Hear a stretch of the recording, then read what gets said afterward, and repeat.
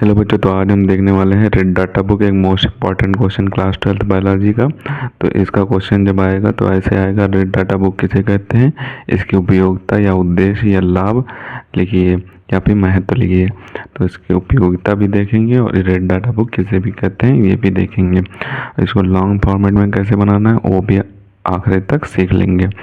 तो इसकी सबसे पहले डिफिनीशन देखते हैं। तो डिफिनीशन में दिया हुआ है कि रेड डाटा बुक IUCN, ये IUCN का फुल फॉर्म आपको लास्ट में बता दिया जाएगा।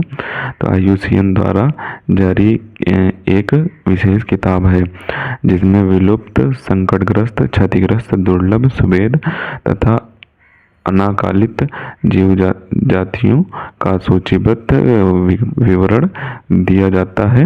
रेड डाटा बुक कहलाती है, यानी कि जो जातियां विलुप्त हो रही हैं, संकटग्रस्त हैं, विलुप्त होने वाली हैं या फिर विलुप्त हो चुकी हैं, उन जातियों का इस बुक में सूची बनाकर दिया जाता है। इस बुक में सूचीबद्ध किया जाता है।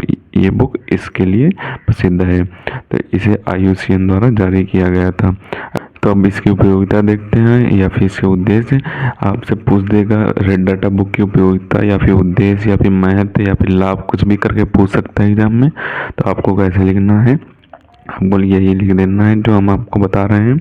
नंबर 1, उपयोगिता क्या है, संकटग्रस्त प्रजातियों की पहचान करके उनकी लिस्ट तैयार करना, यानी कि जो संकटग्रस्त प्रजातियां हो रही हैं उनकी पहचान करके उनकी लिस्ट बनाकर इस बुक में लिख दी जाती है। और दूसरा पॉइंट क्या दिया हुआ है, दूसरा पॉइंट दिया हुआ है, दूसरा पॉइंट इसमें दिया हुआ है, घटती हुई जैव विविधता के कुप्रभावों से वैज्ञानिकों तथा जन सामान्य को अवगत कराना।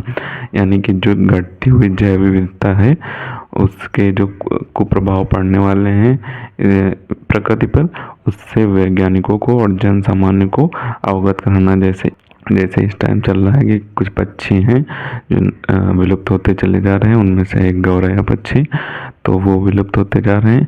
इसके कुप्रभाव ये पड़ेंगे कि कीड़ों की संख्या फसलों में बढ़ती हुई चली जाएगी। तो इसी का जिक्र इस लाइन में किया गया है। तीसरा पॉइंट क्या कहा गया है, तीसरा पॉइंट कहा गया है, संकटग्रस्त प्रजातियों को बचाने एवं संरक्षण प्रदान करने की आवश्यकता को प्रदर्शित करता है। यानी कि जो संकटग्रस्त प्रजातियां हैं उनको बचाकर चिड़ियाघर या जू में उनको संरक्षण प्रदान किया जाता है और उनको उसी के अनुसार वातावरण दिया जाता है ताकि ये प्रजातियां विलुप्त ना हो और अपनी प्रजातियों को और विकसित करें। चौथा पॉइंट इसमें क्या दिया हुआ है, चौथा पॉइंट दिया हुआ है, ये हमें वर्तमान में उपलब्ध जीवों की संख्या उपलब्ध कराती है। यानी कि वर्तमान में जितने भी जीव पृथ्वी पर हैं, उन पृथ्वी पर और इस प्रकृति में हैं, उनकी हमें संख्या उपलब्ध कराता है। ये बुक रेड डाटा बुक उनके संख्या में उपलब्ध कराता है। अब इसे जिसने प्रकाशित किया था यानी कि IUCN का, उसका फुल फॉर्म देख लेते हैं।